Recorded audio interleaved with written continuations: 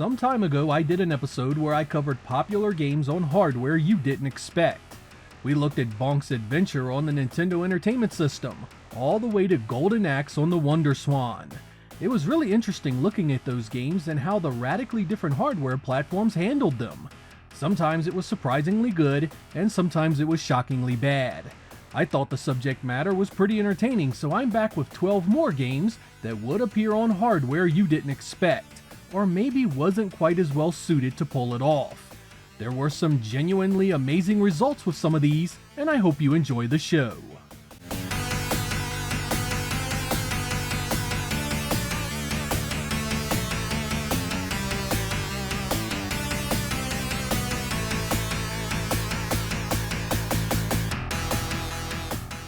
"1994 was the year RoboCop vs. Terminator showed up on the Sega Genesis, courtesy of Virgin Games. And man was it awesome. I love the gore, the run-and-gun nature, and the science fiction presentation. It melded two incredible properties into one high-octane adventure. As amped up as everything was, you never would have guessed an 8-bit version would be made, yet that's exactly what happened on both the Game Gear and Master System. You get the expected downgrade in sound and visuals, but it still looks good and the gameplay is closer than you'd ever believe. Running around and blasting on the Game Gear was a treat back in the day, and I consider this easily one of its better run-and-guns. If you are looking for better visuals, the 16-bit version is of course the way to go, but the 8-bit variants are much more than mere curiosities if you enjoy the genre. This is especially true if you still play the original Game Gear hardware. NMS Software handled the 8-bit versions, and they did a bang-up job. They even reviewed well, getting above average ratings in pretty much every major publication.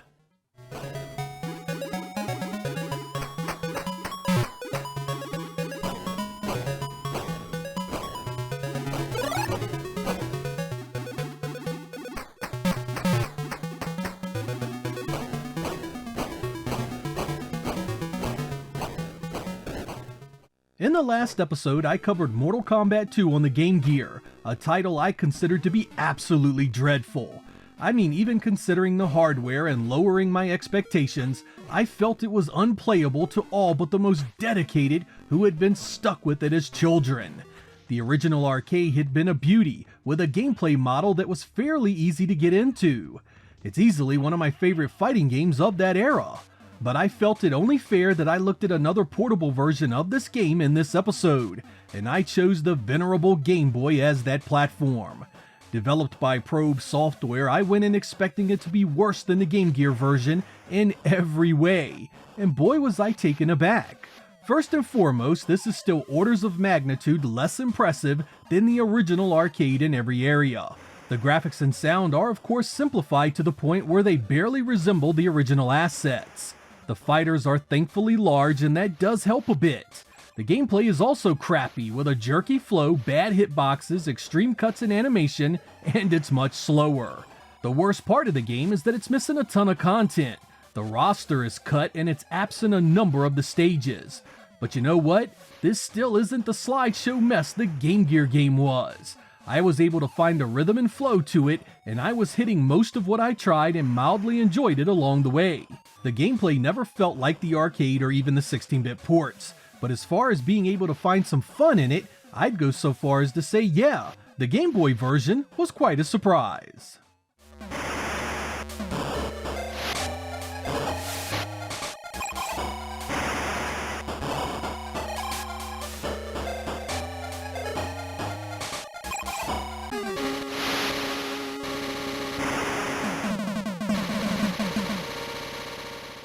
Shadow Dancer was an original System 18 arcade game by Sega that was released in 1989. It was a follow-up to Shinobi, and used many of that game's elements. It also added a new canine companion that could mitigate some of your enemy's attacks. This version of the game was never ported to the Sega Genesis, but it did show up on a number of other platforms. Among those was the Commodore Amiga edition in 1991, developed by a firm called Climax Studios. Firing this up, I felt an immediate sense of relief. I have played some really bad Amiga games lately, and felt for sure I was in for more pain and suffering with this one. But you know what? Old Shadow Dancer here turned out way better than expected. It follows the arcade design pretty closely, right down to the stage design, visuals, gameplay, and the magic. It isn't as colorful as the arcade, of course, but as far as detail and layouts, I was impressed. Also, like the arcade, it's really tough. One hit will kill you, and it's easy to walk into an attack you never saw coming. It became frustrating after a bit, but as far as faithfulness to the arcade, this is one of the better Sega-based games I have found on this platform. It's definitely a hell of a lot better than that awful Castlevania port we looked at in the last episode.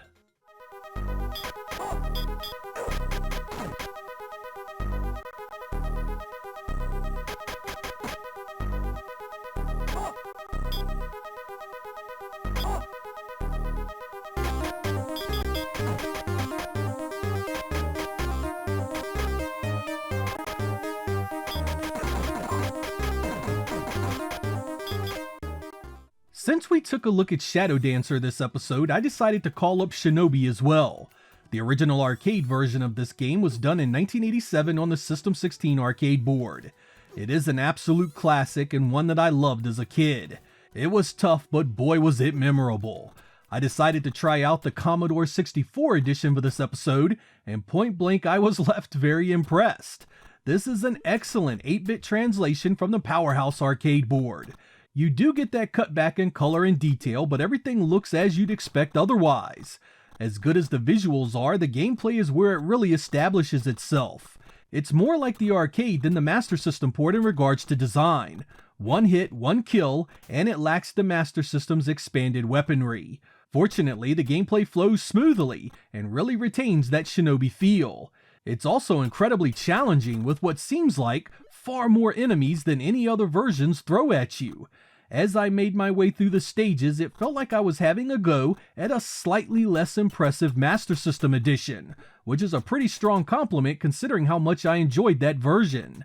Go into this with the understanding the age of the Commodore 64, and I think you'll agree it isn't bad at all.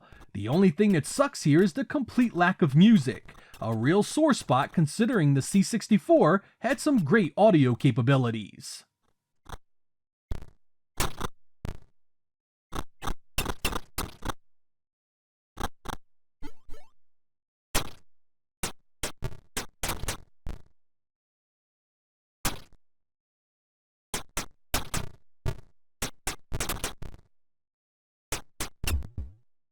When Toy Story showed up on the 16-bit platforms in 1995, it was a pretty impressive game visually.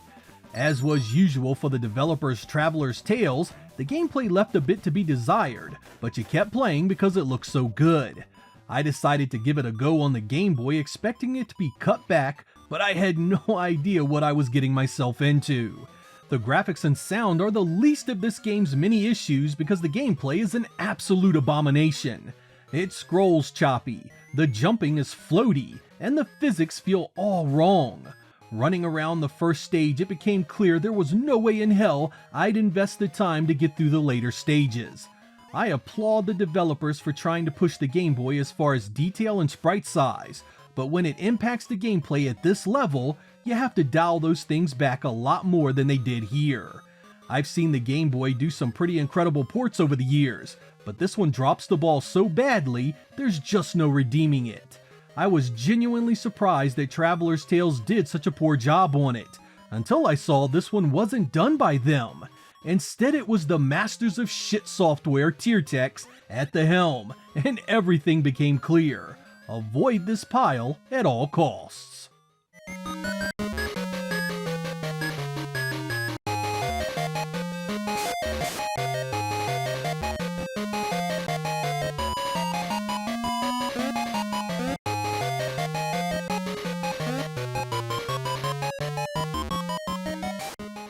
If you are anything like me, you loved Road Rash 2 on the Sega Genesis.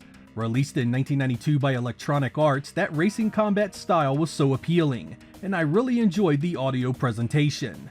I was somewhat surprised to learn that there was a Game Boy Color port of it, released in 2000 and developed by 3D6 Games. It's not so much a port as it is a remake.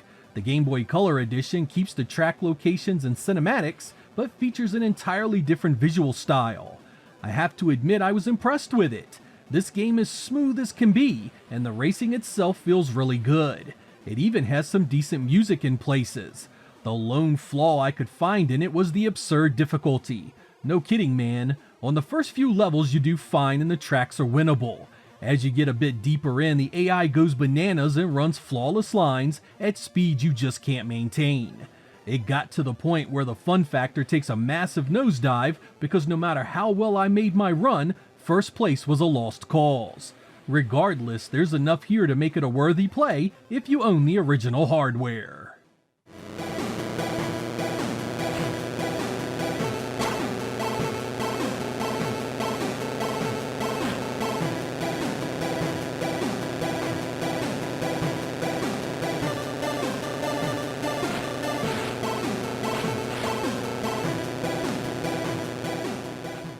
Columns was a staple on Sega consoles in the 1990s. Pretty much all of Sega's hardware saw some version of it. It was originally released as an arcade game in 1990 on the System C, and meant to be Sega's answer to the immense popularity of Tetris.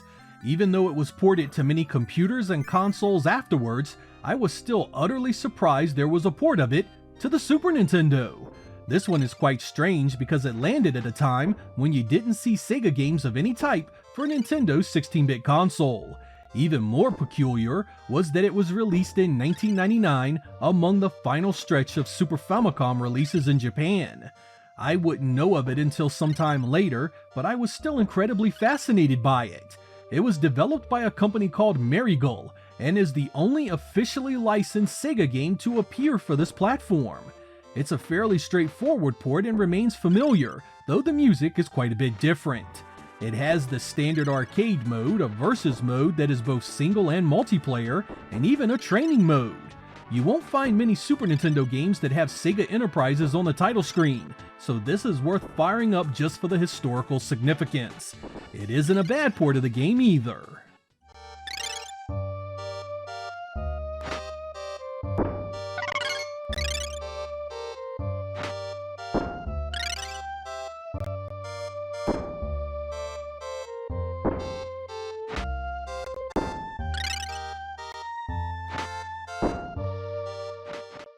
Smash TV was a 1990 arcade run-and-gun by Williams that threw a ton of sprites on the screen with a presentation that put you in mind of the Running Man movie from the 1980s.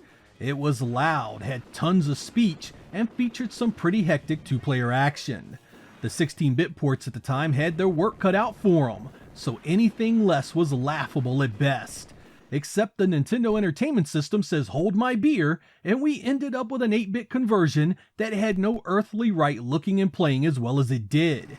Sure, the screen is never as full of enemies as it is in the arcade, the color is cut way back, the voice samples are terrible, and the bosses are way smaller, but it's got it where it counts with the smooth and accurate gameplay.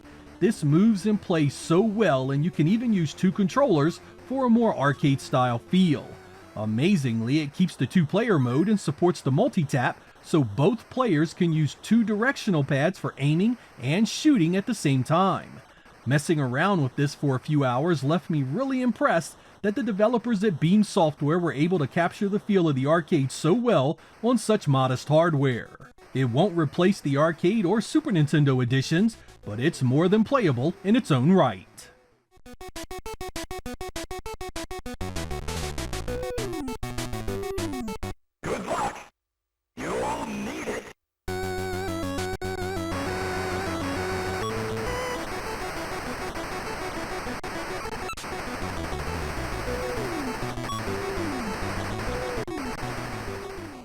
When Virtua Tennis showed up on the Dreamcast in 2000, it was a fantastic port of the Naomi-based arcade original.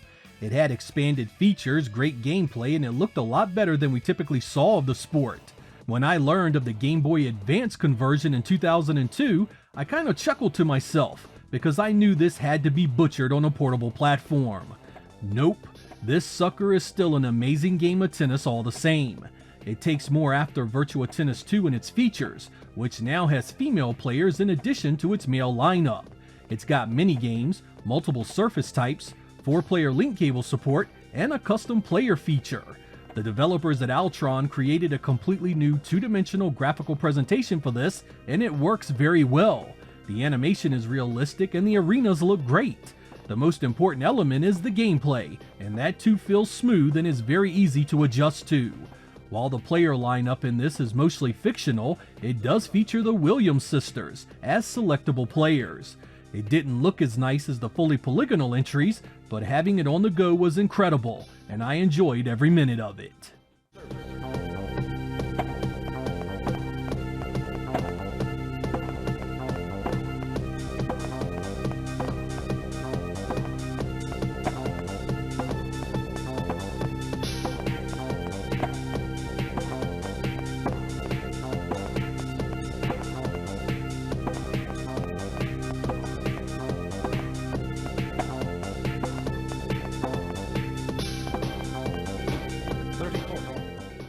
Alien Syndrome is a really fun multiplayer run and gun that originally showed up in the arcade in 1987. Sega developed it internally on its System 16 hardware. It was sort of based on the movie Aliens, where your job is to go around, rescue your crewmates, and defeat the big bad alien on each ship before it blows up. The original home port to the Master System left a lot to be desired. It didn't scroll and forced you to fight room to room. It lacked co-op multiplayer, and instead had some lame-ass take-turns garbage. You can imagine my disappointment when I played Alien Syndrome on the Nintendo Entertainment System, and it had all the things the Master System Edition was missing. Originally developed by Sanritsu and published in Japan by Sunsoft in 1988, it had full two-player co-op, and it scrolled just like the arcade. Hell man, even the gameplay was solid enough with the different weapons to choose from and the nasty bosses to face. The Nintendo Entertainment System Edition was released by Tengen in 1989 and lacked an official release by Nintendo. There really was no reason the Master System should have been shown up so badly here, yet that's exactly what happened. I don't blame Sega for licensing out some of its IPs back then to keep the lights on, but they could have at least made sure their console version was just as good as the competition. It wasn't often this way, but this is one property where the NES wins big against a more powerful Master System.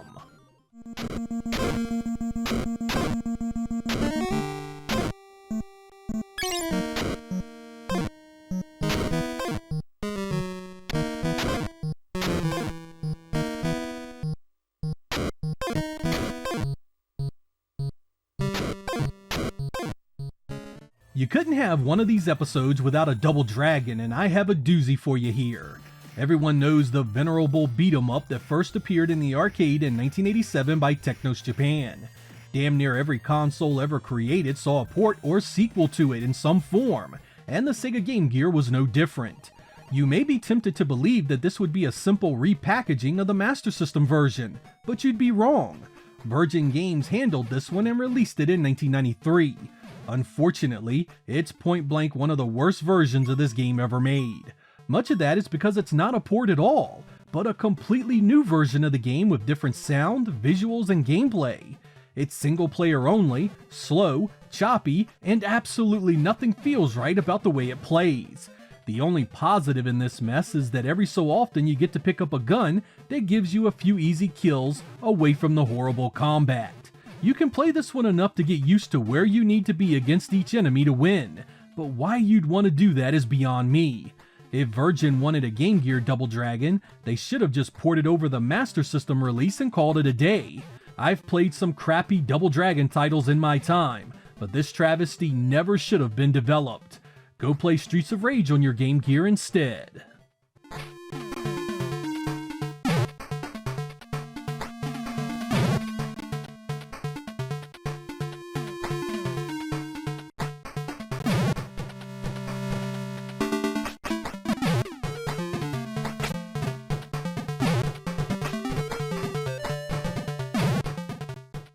When it comes to naming confusion, you will find few games as convoluted as the Wonder Boy and Adventure Island titles. The original Wonder Boy arcade appeared in 1986 on Sega's System 1 and 2 boards. It was developed by a company called Escape and was an action platformer where you had to collect fruit to keep your life up. While Sega owned the story and characters, Escape still owned the game design itself. Escape would later change its name to Westone and license out the game design to Hudson Soft, who then turned the game into Adventure Island for the NES. While that series played just like Wonder Boy, it changed around the story and characters to avoid infringement on Sega's property. Unlike the Wonder Boy franchise that morphed into other genre types with its follow-ups, Adventure Island stayed true to the original Wonder Boy design through multiple sequels. There are 4 Adventure Island titles across the NES and Famicom. There are 2 more for the Super Nintendo, and there's even one for the PC Engine and Turbografx 16. This one was released in 1992 as New Adventure Island, and was developed by Now Production, the same company that did Splatterhouse 2 and 3 for the Sega Genesis. New Adventure Island gives us a story of Master Higgins' wife being kidnapped by Baron Bronsky, and a vastly improved visual presentation. At its core, however, this is still very much Wonder Boy in terms of gameplay. You will run, negotiate obstacles, collect fruit, and use weapons to deal with various types of enemies. It is very colorful, very well designed title that is easily my favorite in the series. It takes everything that was fun about the original and ups the intensity while staying true to that design.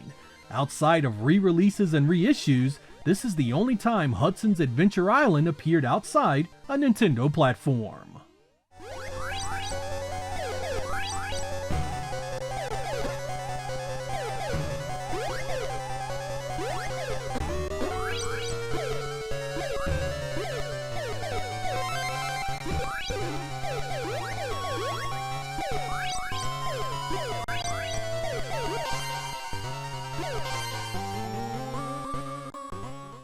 If you've been enjoying this series so far, you'll be glad to know that while making this episode, I procured a list of even more games to cover for you.